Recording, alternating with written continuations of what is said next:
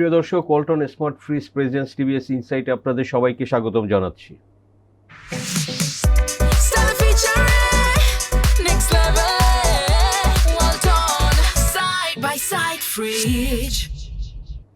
দর্শক, আমরা অলরেডি সবাই জেনেছি যে ইরান যুদ্ধ 2 সপ্তাহের জন্য বিরতি আমেরিকা রাজি হয়েছে এবং সেটা চলছে। সেখানেও এক ধরনের অনিশ্চয়তা যদিও এখনও আছে, কিন্তু যুদ্ধবিরতিটা এটা নিয়ে আগামীকাল মিটিং হবে পাকিস্তানে। তো এই পরিস্থিতিতে আসলে যে গত 40 দিনের যে একটা অস্থিরতা সারা পৃথিবীতেই বলা যেতে পারে যে এটার প্রভাব কিন্তু সাধারণ মানুষের পকেটের উপরে পড়েছে। সরকারের জ্বালানি বাবদ ভর্তুকি ব্যয় বেড়েছে। সো সব কিছু মিলে কিন্তু আসলে একটা বড় রকমের টেনশন সারা পৃথিবীতে কাজ করেছে এবং বাংলাদেশের মধ্যে সেটা আসলে অনেকের থেকেই বেশি ছিল, বিকজ আমরা জ্বালানির আমদানির উপরে এতটা বেশি নির্ভরশীল যে এখানে আসলে ডিসরাপশন হলে কিন্তু আমাদের লাইফে প্রতিটা স্টেজে ফ্যাক্টরির প্রোডাকশন থেকে শুরু করে সব জায়গাতে কিন্তু সেটার প্রভাব পড়বে।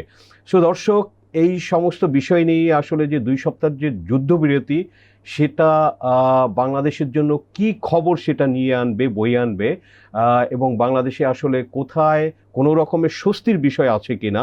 তো সেই বিষয় নিয়ে টিভিএস আজকে একটি ডিটেল রিপোর্ট পাবলিশ হয়েছে। রিপোর্টটি করেছেন টিভিএসের সিনিয়র করেসপন্ডেন্ট সাজ্জাদ হোসেন এবং তাকে আরও কয়েকজন রিপোর্টার কোঅপারেট করেছেন। তো আমরা স্টুডিওতে সাজ্জাদ হোসেনের সাথে আলোচনা করব এবং আপনাদের সঙ্গে শেয়ার করব। আমি আছি অ্যাঙ্করে সাজ্জাদুর রহমান। সো সাজ্জাদ, আপনাকে স্বাগতম টিভিএস ইনসাইটে। Thank you. প্রথমেই যদি বলি যে এই যে সাই অফ রিলিফ বা একটা স্বস্তির ব্যাপার আমাদের জন্য, এটা আপনি কেন বলছেন? কোথায় আমরা স্বস্তি দেখছি? Exactly rightly said. যে হেডলাইনটা আমরা করেছি, it is quite fit for us. আপনি জানেন আমাদের এনার্জি ডিমান্ড, আমরা যে এনার্জি কনজাম্পশন বাংলাদেশে হয় সেটার মোর দ্যান 80% হচ্ছে আমরা হচ্ছে ইম্পোর্ট ডিপেন্ডেন্ট।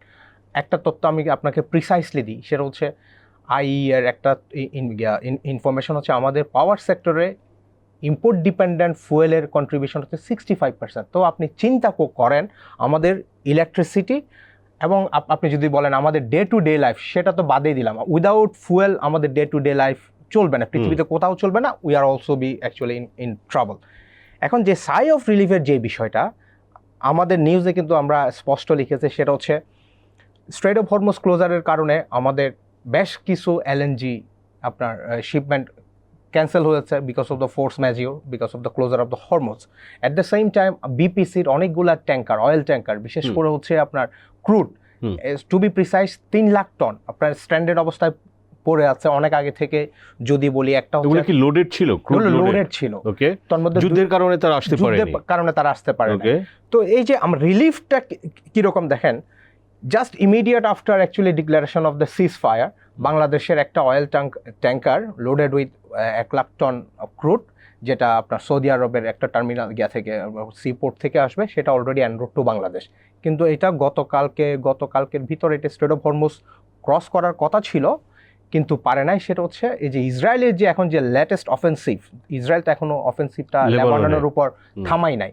ওইটার কারণে তারা বলছে until the offensive on the Lebanon is stopped will not actually open the strait of Hormuz. They actually again আপনার ক্লোজ দ্য হরমুজ। তো হয়তো যদি লেবাননের যদি একটা সেটেল ডাউন হয়, বাংলাদেশের যে ট্যাঙ্কারগুলো আছে যেটা অলরেডি রওনা দিয়েছে সেটা চলে আসবে। আরেকটা ট্যাঙ্কার সেটা আসবে আরও 1 লাখ টন ক্রুড নিয়ে 18ই এপ্রিল সেটা আপনার আপনার সৌদি আরবের একটা পোর্টে লোড হবে, তারপর বাংলাদেশে আসতে যে সময়টুকু।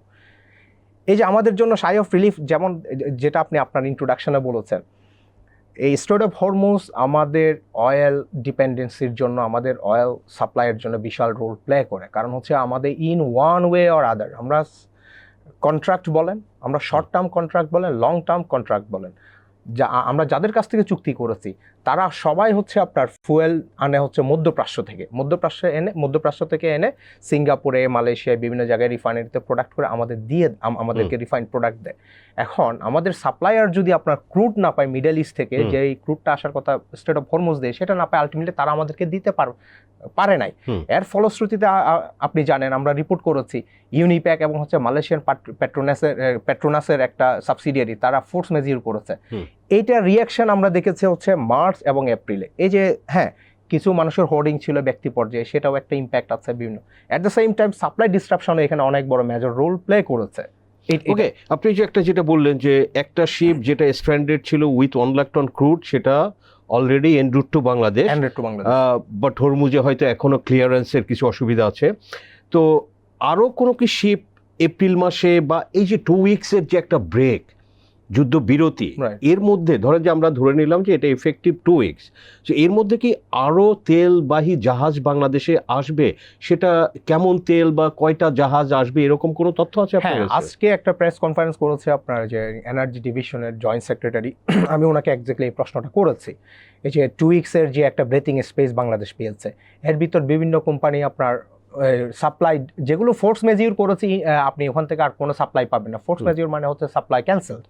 যেগুলো ডেফার করেছে, যেগুলো যেমন মার্চে ফোর্স মেজিউরটা যুদ্ধবিরতি যদি হয় তো তখন ফোর্স মেজিউরটা তো তুলেও দিতে পারে। হ্যাঁ, এখন ওই কন্ডিশনটা কি, যেমন একটা হচ্ছে যুদ্ধবিগ্রহ চলা অবস্থায়, অনগোয়িং অবস্থায়, আরটা হচ্ছে যদি যুদ্ধবিরতি হয়। যুদ্ধবিরতি হলে তাহলে ফোর্স মেজিউরের কতদিন পরে অ্যাকচুয়ালি এটা আবার নতুন করে আপনার রিঅ্যাক্টিভেট হবে প্রভিশনটা, সেটা I am not clear actually. হ্যাঁ, আমাকে একটু জেনে বলতে হবে। তো এখন বাংলাদেশ এখন ইমিডিয়েট রিলিফ বাংলাদেশের জন্য সেটা হচ্ছে যে সাপ্লাইগুলো ডেফার করা হয়েছে, কারণ হচ্ছে এই যে স্ট্রেট অফ হরমুজ দিয়ে প্যাসেজের অভাবে বাংলাদেশ চাইলে ওগুলো আনতে পারে। এবং energy division BPC, Energy Division already instructed the BPC to take this issue to the suppliers, যেগুলো ডেফার যে শিপমেন্টগুলো আছে সেটাকে আমরা একটা রিপোর্ট করেছি। সেটা হচ্ছে 5টা আপনার রিফাইন্ড প্রোডাক্টের, একটা হচ্ছে ক্রুডের, আমরা 5টা ক্রুড, একটা রিফাইন্ড, 5টা ডিজেলের, একটা হচ্ছে আপনার অকটেনের। সেগুলো এখন আমাকে আজকে এনার্জি ডিভিশন বলছে তারা এগুলো নিয়ে আসার চেষ্টা করছে। কিন্তু এলএনজির ক্ষেত্রে আমাদের বড় সমস্যা যেটা আমরা রিপোর্টে লিখেছি, সেটা হচ্ছে এলএনজির প্রাইসটা, শর্ট টার্মের প্রাইসটা কিন্তু আপনার 3 মান্থস ডেটেড প্রাইস, ব্র্যান্ডের প্রাইসের সাথে আপনার টিউনিং করা। আর আপনি যদি লং টার্মের কথা 3 মান্থস ডেটেড ব্র্যান্ড, আর শর্ট টার্ম হচ্ছে লাস্ট মান্থ। তো এখন যদি আপনি 3 মাস বলেন এবং লাস্ট মান্থ, তখন তো আপনার তেলের দাম ছিল অনেক বেশি হট। যদি বা 3 মাস না, আপনি মার্চ এটা কি যে G2G যে কন্ট্রাক্ট, সেটা আপনি বলছেন যে 3 মাসের গড় মূল্যের ভিত্তিতে প্রাইসটা ঠিক হয়, এলএনজি লং টার্ম কন্ট্রাক্টের প্রাইসটা ঠিক হয় সাথে প্রিমিয়াম। তো এখন আমরা যদি ধরেন পিছনে যাই, পিছনে মানে কি, ধরেন আমাকে পেট্রোবাংলার চেয়ারম্যান বলে যে আমরা যদি মে মাসের জন্য জুন মাসের জন্য আনতে যাই, তখন আমার প্রাইসটা পড়বে কি, আমার মে, এপ্রিল, মার্চ, বলে যে এই 3 মাসে ছিল প্রাইস ওয়াজ কোয়াইট হট। আমি যদি ওই অ্যাভারেজে আনি, তখন আমি এখন যে spot price is falling actually, তখন আমার দেখা যাবে আমি লং টার্ম আনতে গেলে স্পটের প্রাইস চেয়ে আমি বেশি টাকা দিয়ে আনতে হবে। এই কারণে বাংলাদেশের জন্য এলএনজির ক্ষেত্রে তেমন একটা রিলিফ নাই, যদি না প্রাইসটা স্পটের নিচে আসে। তো স্পটে তো প্রাইস অনেক বেড়ে গিয়েছিল যুদ্ধের পরে, এখন প্রাইসটা কোন লেভেলে আছে? হ্যাঁ, এখনটা হচ্ছে আমরা এই যে মার্চ মাসে যে আপনার সাপ্লাই ডিসরাপশন হওয়ার পর আমরা প্রথমে স্পট কিনেছি হচ্ছে $28, $28.3 পার MMBTU, which is quite high. যেটা 7-8-9 MMBTU ছিল, 9-10-8 এরকম ছিল। তো এরপরে আমরা অবশ্যই অন অ্যান অ্যাভারেজ $21.something কিনেছি গত আপনার এই যে মার্চ থেকে এপ্রিলের 4 তারিখ পর্যন্ত আমাদের যে পারচেসগুলো ছিল, এগুলোতে অন অ্যান অ্যাভারেজ হচ্ছে $21.something পার MMBTU।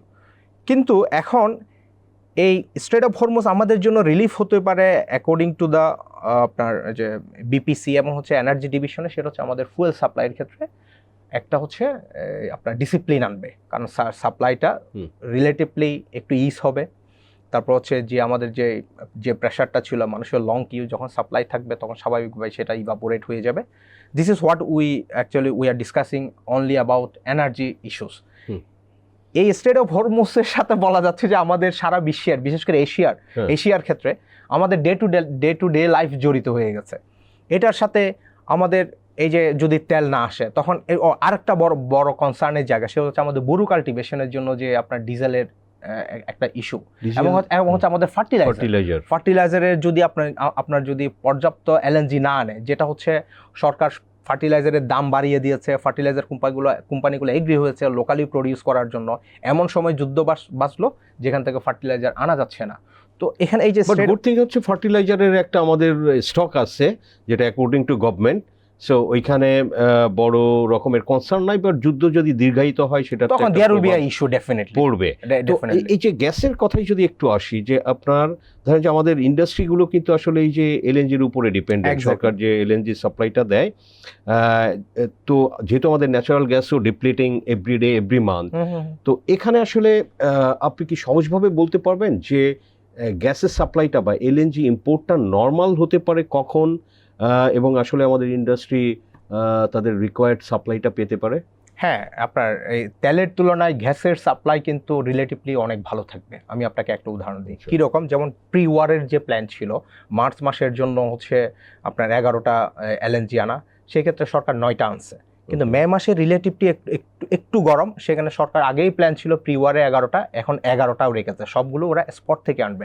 এখন সরকার এই ক্ষেত্রে প্ল্যান হচ্ছে, সরকার 3টা ক্ষেত্রে খুবই প্রায়োরিটি দিচ্ছে। একটা হচ্ছে আপনার এই পাওয়ার প্ল্যান্টে গ্যাস সাপ্লাইয়ের ক্ষেত্রে সরকারের যে প্ল্যান অ্যাকর্ডিং টু এপ্রিলে হচ্ছে ওনারা 830 থেকে 850 MMCFD পাওয়ার প্ল্যান্টে দিবে, ম্যাতে সেটা বেড়ে দাঁড়াবে 900 থেকে 935 MMCFD, আর একটা হচ্ছে 85 MMCFD যাবে হচ্ছে fertiliser according to the government allocation.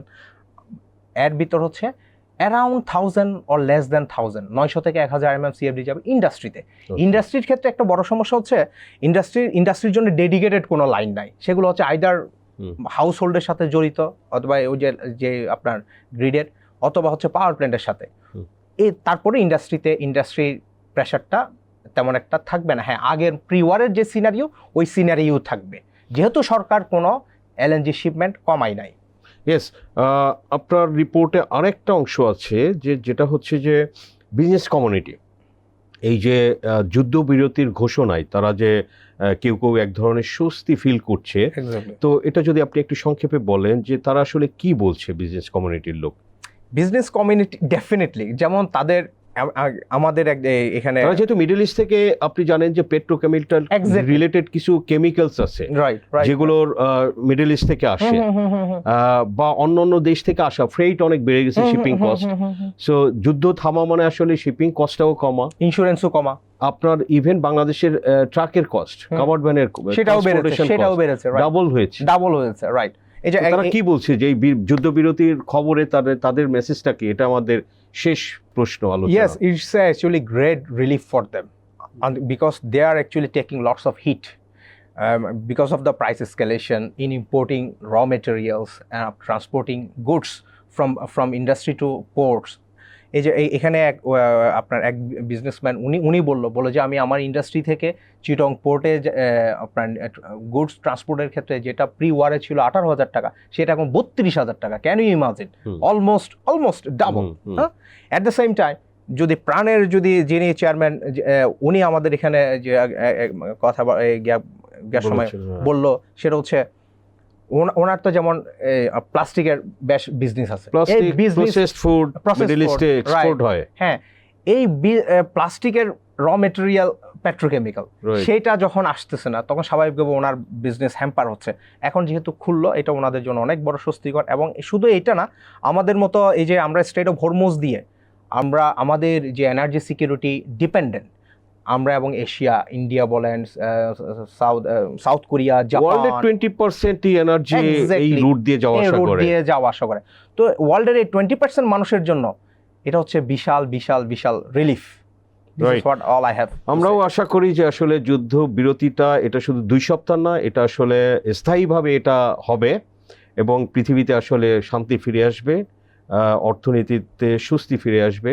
মানুষ আসলে আলটিমেটলি মানুষই তো সাফার করে, মানুষ শান্তি পাবে। ওকে, সাজ্জাদ হোসেন, আপনাকে অসংখ্য ধন্যবাদ টিভিএস ইনসাইটে সময় দেওয়ার জন্য। Thank you. দর্শক, আমরা আলোচনা করলাম এবং আপনাদের সঙ্গে শেয়ার করলাম। আমাদের আলোচনা বিশ্লেষণ ভালো লাগলে লাইক করবেন, শেয়ার করবেন। আপনাদের সবাইকে ধন্যবাদ।